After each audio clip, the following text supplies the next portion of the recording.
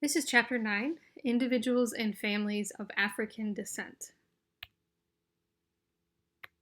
So before we get started with this chapter, I do want to make sure that everyone keeps in mind that despite the fact that as a group, African Americans share a deeply ingrained cultural experience, we still see a lot of within-group diversity. So just like every other group we'll talk about, and every other group we have already talked about, there's a tremendous amount of diversity here, and we can't make generalizations. So we're getting all this information. We're talking about data, statistics, trends, things like this. But it's just that. It's information to keep in mind in the back of our head and not generalize and assume that our clients fit in a nice, neat box. We all have different profiles, right? So keep that in mind throughout this chapter and all of the other ones as well. So over time, we've seen that Black Americans have had different labels attributed to them. So we have Negroes, colored, Blacks, Afro-Americans, and African Americans. So this term African American was actually coined by Reverend Jesse Jackson in the 1980s. And the idea here was putting an emphasis on both sides of the individual. So the African ties along with the citizenship of the United States, so combining the two. And as a counselor, it's important to talk with your clients about what they prefer to be referred to as. So if you have a client that's of African descent, they may want to be called African American or they may want to be called Black. Another thing to keep in mind is that a lot of your clients who may look like African Americans who are Black may not be from Africa at all. They may be from Jamaica, they may be Haitian, that kind of thing. So keeping that in mind and once again, not making assumptions. So we've got some demographics here. According to the 2010 U.S. Census data, African Americans comprise about 12.6% of the U.S. population. So that's 38.9 million individuals. Since 2000, the Black population has grown by 12%. So that's 34.7 million individuals. And by the year 2060, the U.S. Census Bureau projects that the African American population will increase to 74.5 million people. So that would make up about 17.9% of the U.S. total population. So we're seeing an increase in this group. The Black population is roughly distributed evenly between males and females. So we have about 47.7% male and 52.3% female. And 26% of the population under 18 years, and only 9.7% is over 65 years. And we're going to see a shift in that. We talked about this already with the elderly population. People are tending to live longer regardless of ethnicity. So we're going to see that within the African American and Black population as well. Okay, so analysis of immigration patterns reveals that they come from a diverse group of places. So we have Africa, the Caribbean, West Indies, Latin America, Central Europe, and South America. African Americans disproportionately face issues such as poverty and unemployment. And the poverty rate for African Americans is 27.2%. And that remains nearly 3 times higher than that of white Americans, which sit at about 9.6%. The unemployment rate for African Americans is 13.1%, and that has remained about twice as high as white Americans, who are sitting at about 6.5%. Blacks are incarcerated at a rate of 5 times higher than whites. Among high school students enrolled in public schools, African Americans have the lowest graduation rate compared to whites, so we see 66.1% versus 83% with white individuals. And then of African Americans, 20.8% are college graduates from a 4-year university, and this is compared to 43.3% of white individuals.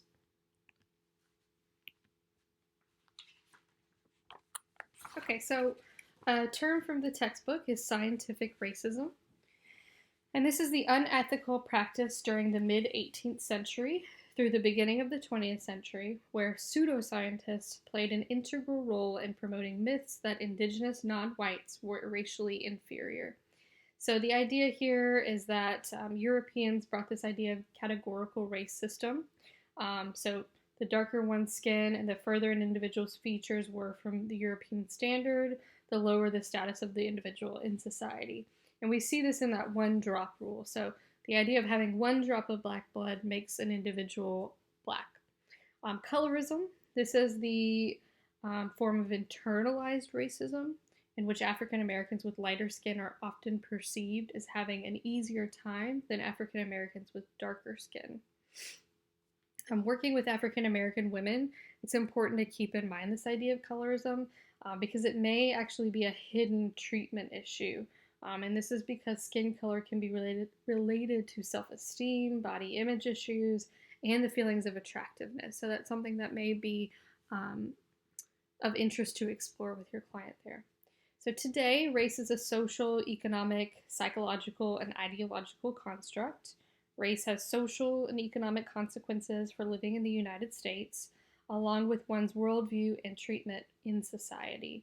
So multiculturally sensitive counselors should educate themselves about their client's personal, so the individual, and collective, so the group culture. So kind of exploring all of that. The first Africans arrived in the United States in 1619 as indentured servants. And this is similar to how a lot of white settlers came to the United States as well. So within 20 years, there were laws against racial mixing and interracial marriage, and very soon after, Africans began arriving on the shores of the United States as slaves. From the mid-1600s to the 1965, laws were used to justify the physical, mental, and spiritual abuse of African Americans, and early models of mental health pathologized Africans. So we had a diagnosis in one of the earlier versions of the DSM. It was drapetomania, and this was a mental illness of slaves who tried to escape from their owners. So we can see how it was pathologized. Post-Civil War Reconstruction is the brief historical period between the end of enslavement in 1865 and the beginning of the Jim Crow era in 1877. So Jim Crow laws maintained and supported segregationist policies that governed the lives of blacks through the 1960s. So today's racism is often passive, hidden, and unconscious, but it can still be very damaging and hurtful. So we have another definition from your textbook, racial microaggressions. So these are these subtle statements or behaviors, whether they're intentional or unintentional, that convey insulting or demeaning messages.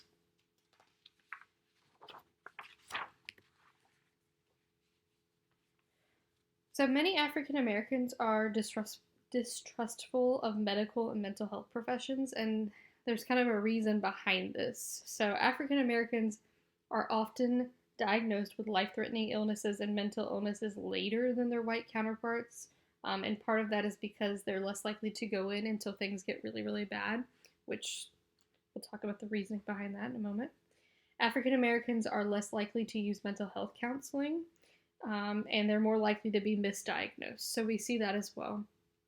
And I've seen this with clients too. So, for example, one of the vignettes that you have of the young boy, he is African American, and it notes like behavioral issues that the teachers are seeing, things like that. So sometimes you may see an African American boy misdiagnosed with like oppositional defiant disorder or something like that, where you would see the same child with the same symptoms that's white diagnosed with ADHD. So sometimes you see that kind of thing as well.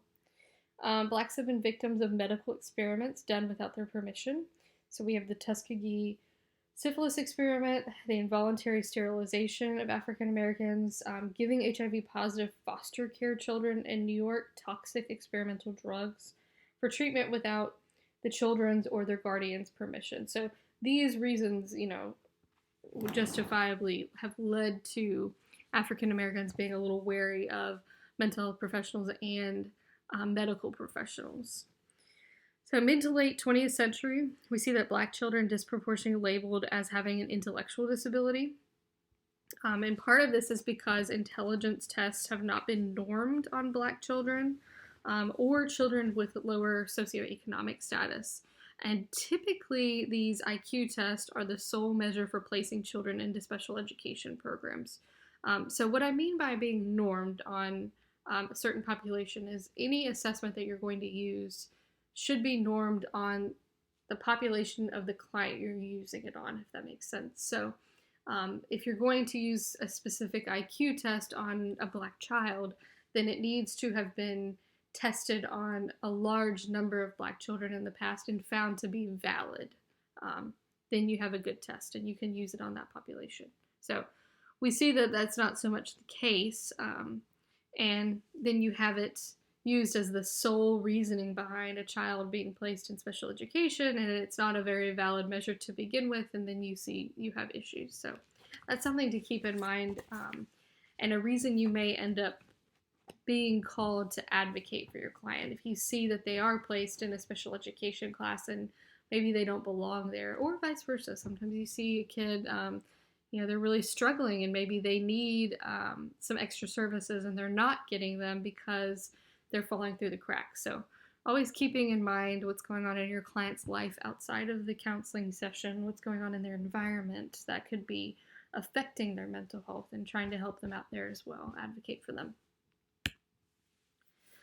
Okay, so we have Black racial identity, and we have the cross model of Black racial identity development. So this is a model. So understanding racial identity among African Americans is essential to effectively working with members of this group. So this model was originally developed in 1971, and then it was updated in 2001. So the idea here is that identity development is a process. Most African Americans come to embrace and internalize a positive Black identity despite instances of racial discrimination and negative societal messages about being Black. So we see that process over time. So a client's Black identity, especially if it's excessively negative, can have negative implications for mental health issues and self-esteem. We see this with any client. Any client's identity in general can really affect their self-esteem, but right now we're talking about working with African American population. So this can present as forms of internalized racism, such as internalization of the white beauty ideal, and we talked about the internalization of deepness of color within African American women. That can be an issue for them and with their racial identity as well, so something to keep in mind. We see the rejection of Black identity altogether, high negative feelings about being Black, and the disparagement of other Blacks. A positive racial identity serves as a protective function against negative societal messages about being Black, so something to keep in mind with your clients. Assessment of racial identity is useful for counselors to hypothesize the types of conflict a client deals with and how the client views the world. So this could be a really rich part of a counseling process with your client if you have a client who is Black. So working on their Black racial identity, kind of exploring it with them, finding ways to increase the positivity there, especially if you're working with a client that's a child and maybe is going through the typical like Erikson stages, identity versus role confusion, that kind of thing. So that could be, and we'll talk, well, that was actually in chapter 2. We skipped that chapter. But the idea that adolescents are already going through that as it is, and then you add on these different subgroups that they're in, and that makes it even more complicated. So that might be something to work with your client on. It's identity development. Okay, acculturation. So it's important to consider acculturation with racial identity when working with individuals of African descent. So racial identity versus acculturation. Racial identity is how one identifies oneself and whether race is a key component of one's identity or not. Okay. Acculturation is the specific influences on socialization and how one's racial identity is practiced. Acculturation speaks more to culture than to race, so has practice. It's more about culture. Acculturation is the extent to which ethnic minorities and immigrants participate in the cultural values, beliefs, and practices of their own culture versus those of the mainstream culture. So understanding a client's racial identity and level of acculturation can be a guide for the counselor in recommending or acknowledging appropriate support systems. Black immigrants encounter a unique set of barriers that can interfere with their assimilation into American culture and society. So, an example here could be highly acculturated clients may wish to use Black organizations, so like churches, fraternities, sororities, Black run charities, Black owned businesses, as a source of emotional, financial, and social support. Okay, so African American culture and values. So Sue and Sue in 2013, which if you don't know, Sue and Sue, these are the leading researchers and writers in the counseling and psychology community when it comes to multiculturalism. So I actually got to meet one of the Sues when I went to APA a few years ago, and it was like you feel like starstruck because that's one of the names you see over and over and over again. So that was pretty cool. But if you see Sue and Sue, multiculturalism, that go hand in hand. So anyways, in 2013, the quintessential components of traditional American culture, they stated, were rugged individualism, competition, belief in the existence of a governed society, and the centrality of nuclear families. And this research shows differs pretty starkly from African-centered values. So that would be the significance of the collective over the individual, importance of kinship and affiliation, the importance of the extended family and how prominent that is, notions of spirituality, connectedness and harmony with nature, and an overall holistic outlook. So general values associated with the African descent, with individuals of African descent, include collectivism, so that group identity, communalism, person-centered versus object-centered, care for elderly at home, flexible time orientation, racial socialization of children, kinship bonds, spiritual and or religious orientation, harmony and interrelatedness with nature, and extended family relationships.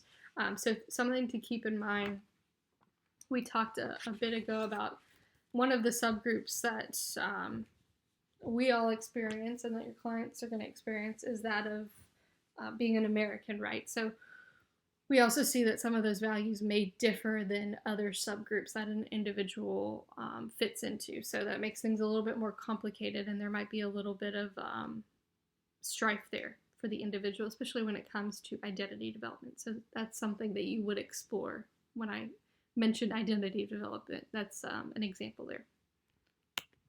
Okay, so more general values include collective child raising practices, non-relative familial relationships, educational attainment, gender egalitarian romantic relationships, respect of adult figures by children, assertiveness, expressiveness in communication style, and the family business stays in the family mentality. So once again, I've already mentioned it, I'll mention it again, I'll keep harping on it. We don't want to make generalizations. So this is just what the research is kind of showing, overall averages, that kind of thing. Don't assume that your client fits into this box when you work with them. Speaking of which, so there's no such thing as the typical Black family. So Boyd Franklin's extensive work with Black families basically boiled down to this idea. There's no typical Black family. So in the United States, early models of mental health and family therapy actually pathologized Black families. So they viewed them as disorganized, deprived, disadvantaged kids coming from broken homes, and fatherless homes promoting a matriarchal culture, which is abnormal. Many Black families are female-led, and counselors should not assume that there is no male involved in raising children. Counselors need to be sensitive to the role of many Black women as single parents, but also Black men who may be involved with children but not living in the same household. Both roles involve multiple stressors, so it's something to keep in mind. Strengths-based approach, I've harped on this before. This is that, positive psychology, building resilience, building on your client's strengths to bring them above baseline instead of just bringing them to baseline. So strengths-based approach assesses families' strengths, that's skills, abilities, and knowledge, and uses these strengths in counseling in order to empower clients. So historically, Some strengths of Black families have included strong kinship bonds, strong work orientation, adaptability, high achievement orientation, and versatility. So more things to explore in the counseling relationship. So families of African descent. So Black adult caregivers often racially socialize Black children to foster a sense of racial pride, teach children about heritage, help children develop a positive racial identity, and discuss ways to deal with racism. This socialization often serves as a protective function against lowered self-esteem when children face racism. So this is really helpful, and it builds that resiliency. African American parents, especially working class parents, are more likely than whites to use physical punishment to discipline their children. Obedience is valued and seen as a sign of respect and a survival skill to be successful in school and future employment.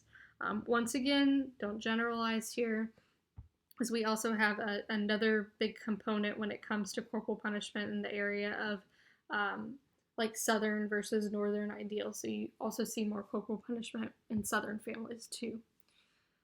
So everything's kind of layered.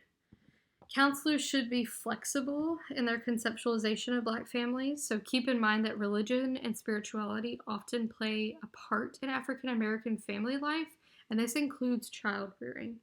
Also be aware of and involve community resources and treatments, and then assess any involved extended family and fictive kin. So this would be like non-relatives who are as close and involved in the family as blood relatives, which is really common.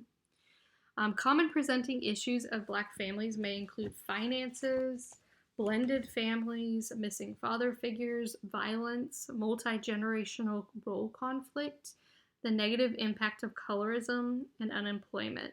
So understanding the social and cultural context of each family is essential to working effectively with individuals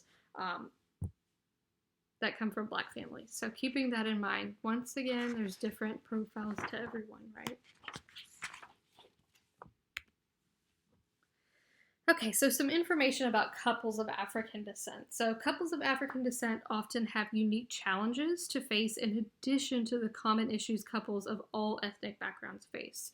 So in the 1970s, couples headed more than 68% of African American families. Currently, we see that only 41% of African American families are headed by a couple. So we've seen a decrease. Divorce rate for Black couples is higher than it is for white couples, and the number of unmarried women has increased across all groups, but especially African American women. So this is due in part to disproportionate number of incarcerated African American men, growing disparities in educational attainment between African American men and women. So we see higher rates of education with women. A higher mortality rate of African American men due to homicide, number of African American men who marry non-African American women, and the number of African American men who are gay. So all of these are reasons why we've seen less couples in households. Black couples and individuals are more likely to seek support from religious leaders than counselors when they begin to experience relationship problems. So it's important that you consider collaborating with your client's community resources, so like the church leaders, that kind of thing. And also important to keep in mind that, once again, if they're coming to see you, we see in general, although we can't generalize, but on average, minorities who come into counseling come in later. They're less likely to come in, so if they have, things have gotten really, really bad. So if you see a couple coming in, things have probably gotten really, really bad. Because they've maybe already tried their spiritual leader or family members, that kind of thing, and now they're coming to see you. And research shows in general, if people are coming to see you as a couple for couples counseling, things have already gotten really, really bad. And typically, at least one member of the couple has already made a decision, and usually it's divorce. So if you do go into family therapy and you do counseling with couples, don't be too discouraged. You're going to have a high rate of individuals who end up divorcing afterwards. And so a lot of the time, couples counseling ends up just being a way to make the separation less difficult, less hurtful, negative, that kind of thing, like making it more smooth, amicable, working with kids, that kind of stuff. So keep that in mind. Where were we? So, issues unique to Black couples, which can significantly contribute to marital dissatisfaction, include, once again, economic problems, unemployment, maybe women making more money than their male partners. Part of that is because of that educational attainment. Substance use issues, blended families, the sex ratio that favors men over women, so fewer marriageable men are available than women. Internalized racism, and the realities and pressure of daily racism, prejudice that are faced by Black couples. So there are strengths of Black couples as well. So that's that strengths-based model that we've talked about. So support system of the couples, extended families, the Black church and other Black organizations, the gender egalitarian nature of Black couples, a cultural connectedness often shared by Black couples, and a flexible role orientation within the relationship. So those are things that you can use in your counseling with these couples. So some information on interracial couples. The last miscegenation laws were repealed in 1967. And this increased in the number of interracial and intercultural couples that we see in the United States. Interracial and intercultural couples face unique challenges. They face a lack of support by one or both members' families, social stigma, criticism within their own same-race communities, fears about their children's adjustment to a biracial identity, and then social pressure of rejection. Children. So children of African descent face different issues depending on whether they come from middle or working class backgrounds and where they reside. So whether it's urban, suburban, rural areas, that kind of thing. Inner city children often face issues of poverty, disparity of educational resources, which go hand in hand, poor mental and physical health care, temptations of drugs and violence, teen pregnancy, growing up in a predominantly female-supported household, and fewer community support resources. Middle-class children of African descent, so this would be those like living in suburban areas, that kind of thing, they may face issues related to fitting into a predominantly white environment, feeling isolated from other children of color, being only person of color in a classroom, so not having people who look like you around you, that kind of thing. Having to develop bicultural skills, so this would be so that they can fit into an all-Black and an all-white environment, kind of going back and forth. Parental divorce, growing up in a predominantly female-supported household, once again, feelings of not being Black enough or white enough, depending on the social environment. And then multiculturally competent counselors should also be aware of issues related to racial identity, problems children might face given their school, home, and social environments, and how racism affects normal developmental challenges children face. So once again, this idea that all kids are going through identity development and development in general, and then you have the subgroup development added on to that. So that's where it gets more complicated.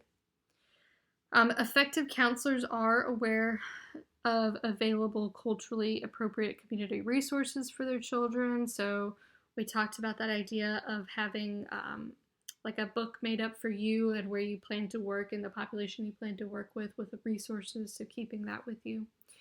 Counselors should be open to including significant community members, so like a minister, that kind of thing. We have the achievement gap. So this is the chronic disparity in academic performance between white and some ethnic minority students, including African American students. And then we have the ecological perspective. So academic performance cannot be adequately understood without taking into account environmental variables, so poverty, crime, that kind of thing, and educational resources, so qualified and supportive teachers. And this all affects how a child learns. So we tend to view this stuff through the ecological perspective, so taking into account environment as well. Another thing to keep in mind is teachers' implicit bias. So teachers we see may grade Black students less harshly. So there was a big study where they had papers with The names of the students seemed a bit more African than white, and those papers were graded less harshly. So that was a big study. I think it was in the 80s. I can't remember. So we also see that black boys tend to be disciplined more at school than white boys. Boys in general tend to show more behavioral issues. We talked about that symptom pool. When elementary school hits, we see boys have more behavioral issues, and girls have more internalized issue, depression, anxiety, that kind of thing. But we see even more differences between ethnicities as well. Okay. More than 1/3, so 38.4% of the African American population is middle class. Middle class African Americans are more likely to have to operate biculturally. So I referenced this earlier with children. So that's being in kind of two different environments and having to switch back and forth. So middle class blacks who are isolated from the black community may experience symptoms of depression and guilt for quote unquote making it. So this would be like survivor's guilt, that kind of thing, when others in the black community may not have. So you might have a client that experiences that as well. Counselors need to assess and understand how social class interacts with and affects black clients' treatment issues. Another thing to keep in mind is institutional racism. So this increases psychological distress across all socioeconomic levels. Racial discrimination is a strong predictor of psychological symptoms in general and somatization and anxiety in particular. There's a relationship between internalized racism and alcohol consumption, psychological distress, depression, and lower self-esteem. And blacks experience mental health issues proportionally to whites, but the contributing factors may be different. So gender, African American men and women often bring different treatment issues into counseling due to environmental issues. So presenting issues you may see with black women can include single parenthood or parenting issues, weight, skin color, which we talked about earlier, self-esteem, depression, anxiety, economic struggles, perceived lack of available same-sex or same-race romantic male partners, childhood sexual abuse, domestic violence, the inappropriate use of anger as a defense mechanism, relational mistrust, and emotional intimacy issues. And then we see for black men, we might have formation of a black male identity within a society that fears and rejects black men as problem people, absent or distant relationships with father figures, self-esteem, economic struggles, domestic and other violence, relational mistrust, emotional intimacy issues, depression, anxiety, and substance use. And these issues can be negatively influenced by stereotypes as well. So black men being perceived as threatening or dangerous in our society, and then black women being perceived as angry and unapproachable. And these stereotypes can then become internalized, which just adds fuel to the fire, makes things even more complicated. So black elderly individuals, some presenting problems you might see here are poverty, poor mental and physical health care, illiteracy, gender discrepancy, so black elderly women far outnumber black elderly men, employment discrimination, social and physical isolation, disability, grief and bereavement issues. So a lot of these are issues that you see in all elderly individuals, but you're going to see once again the multiple layers here with having different subgroups, right? There's a higher percentage of black elderly people than white who are poor, so something else to keep in mind. And once again, so the normal developmental aging issues are then complicated by the interplay of poverty and discrimination, so multiple subgroups. Blacks and sexual orientation. So LGBTQ African Americans often deal with multiple sources of oppression and discrimination. So they may feel conflicts in allegiance. That could be allegiance to the black community or allegiance to the gay community, and how those two communities work together. struggles to integrate different aspects of their identity. So, being an individual of African descent, but also being a woman and also being a lesbian. So, belonging to different subgroups and how their profile plays out. Feeling pressured to hide their gay identity from friends and family. Holding a religious orientation. So, many conservative Black churches do not support gays and lesbians. And then it's important to assess whether identity conflicts, so issues as a Black person, a gay person, or both, are actually relevant to the presenting treatment issue in therapy.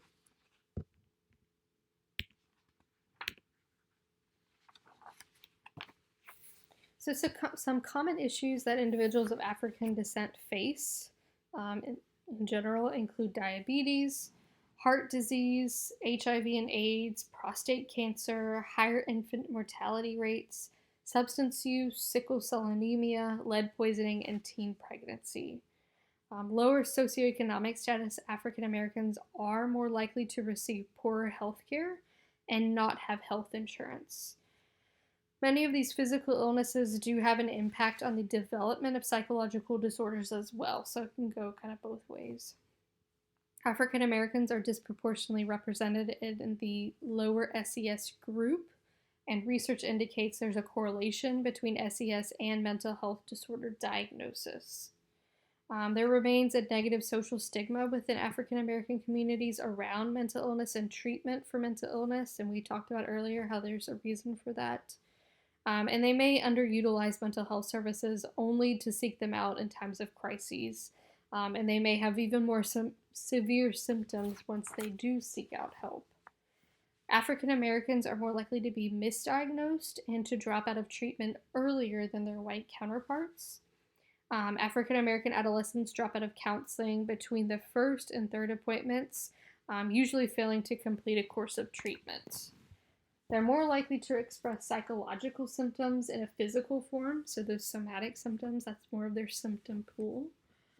So they tend to seek out medical treatment for those physical complaints when there's actually more of a psychological issue going on, and then the psychological issue goes untreated, and there may be a different diagnosis given that probably isn't really the root of the problem. Depression, anxiety, post-traumatic stress, and schizophrenia are seen in African American communities at similar rates as with whites, even though misdiagnosis may be common. So I tend to see more individuals diagnosed with schizophrenia who are minorities, and then the same symptoms diagnosed as bipolar disorder if they're white. So that's something that I've personally anecdotally seen. Black communities face uniquely negative environmental influences that impact mental health. So we see higher rates of unemployment, educational and occupational deficits, more grief and bereavement issues here, higher rates of incarceration for Black men, higher rates of violence in urban communities, single parent status, the unavailability of same-race male partners for Black women, poverty, and lower education attainment. So I know that a lot of this sounds really repetitive, but these are kind of the trends that we tend to see.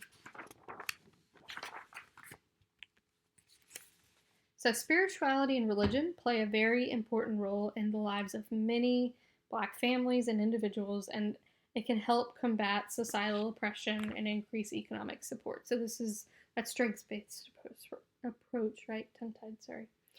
So participation in religious activities allows for opportunities for self-expression, leadership, and community involvement. So it might be important to push your clients, or at least explore with your clients the idea of joining one of these organizations. So we also have Black organizations like fraternities, sororities, the NAACP, we have extended family, we have sister circles. So the textbook references this as social groups for Black women whose sole purpose is to provide one another with emotional and spiritual support, and then brotherhood communities and opportunities, and then activities for children like sports, music, that kind of stuff. So this can be really helpful. So getting into psychotherapy with African American individuals, so we have Afrocentric psychotherapy. So these are supportive and sensitive to cultural values of African descendant peoples. So Into, NTU, it's pronounced into. This is psychotherapy that was developed by Phillips in 1990. The idea here is, quote unquote, spiritually based, and aims to assist people and systems to become authentic and balanced within a shared energy and essence that is in alignment with natural order. So that kind of goes back to one of those core things that we see within African American communities, that idea of holistic nature, that kind of stuff, being more connected with nature. So this is getting at that, what's an already typically shared belief in it, something important within the community. So, Bantu, which is Central African, is a concept that describes a universal and unifying force that touches upon all aspects of existence, including a spiritual force inside an individual and a spiritual force outside of the individual. So, basic principles here are harmony, balance, interconnectedness, cultural awareness, and authenticity. And all of these are those Afrocentric values, right?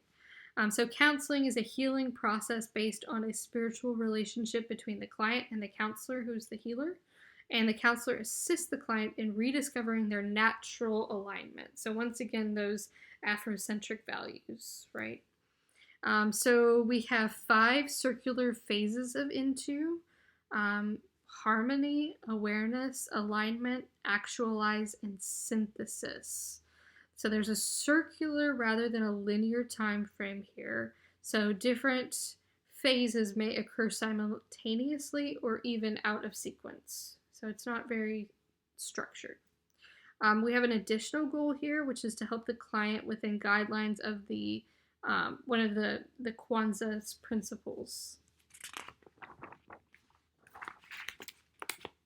Okay, another helpful treatment would be client-centered counseling. So this focuses on the relationship between the counselor and the client, and how the client change is facilitated through the development of the therapeutic relationship. So if you remember here with client-centered counseling, there are conditions which include genuineness, congruence, positive regard, acceptance of the client, and empathic understanding. So you can think of a client being like an acorn, and the counseling relationship is giving the acorn everything it needs to grow into a strong oak tree, right? So client's incongruence or vulnerability is a discrepancy between the client's self-image and the actual experience, which leaves him or her vulnerable to fears and anxieties. So the therapeutic process moves the client from a place of rigidity, remoteness from feelings and experience, and distance from other people, towards fluidity, acceptance of feelings and experiences, and unity and integration of oneself. So we see that moving towards what is more of a value within the Afro community. The approach's ultimate goal of client self-acceptance is consistent with that African worldview. So limitations of this approach with clients of African descent would be counselors' intent to promote growth may suggest a hierarchical relationship, which is more consistent with a European than an African worldview. It may suggest that the client lacks in some basic way an understanding of self or the concept of harmony and unity that is inherent in the African worldview. The focus remains solely on the individual without a focus on connection to others as part of concept of self, which is rooted in a connection or existence within a community. So we saw that the African worldview, the concept of the individual existing within the context of the community, so unity, right, as well as harmony or balance within larger universe structure. So there's a discrepancy there. Psychodynamic counseling can be helpful. So psychodynamic theory focuses on individual and not the community. The mental processes are considered to be largely unconscious.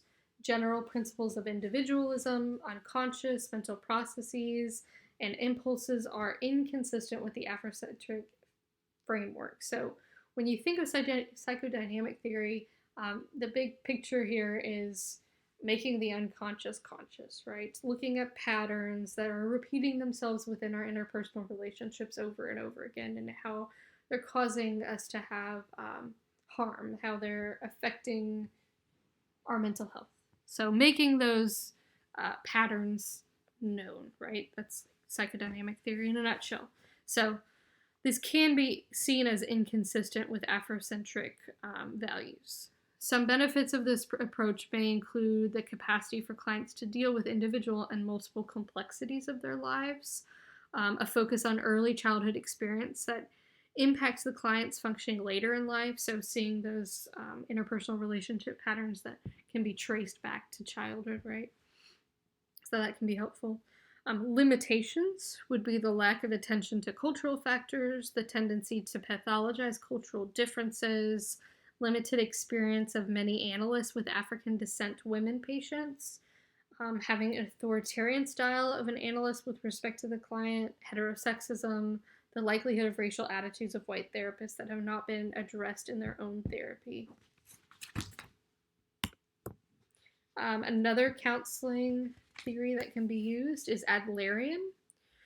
So here, Adlerian approach focuses on social interest as an organizing principle and gives attention to cultural factors on development and presenting treatment issues.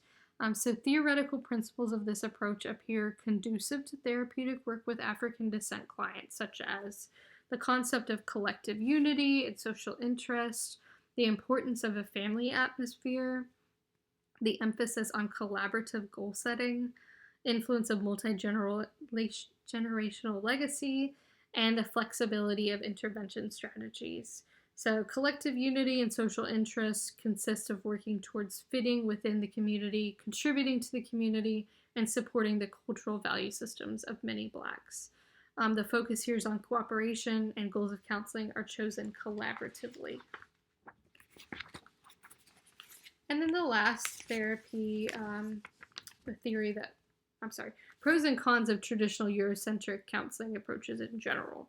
So there is some utility in the use of traditional counseling approaches with clients of African descent. However, treatment outcome research has been somewhat equivocal. So CBT has been found to be effective with African Americans and whites in the treatment of anxiety disorders. So pretty equal results there. Multiculturally competent counselors should be aware of current literature on effectiveness of treatment approaches for population for which they are providing counseling, and do not assume, once again, that one approach fits all when working with clients of African descent. So all this to say, we have all of this information that you've learned over this chapter, but you can't generalize.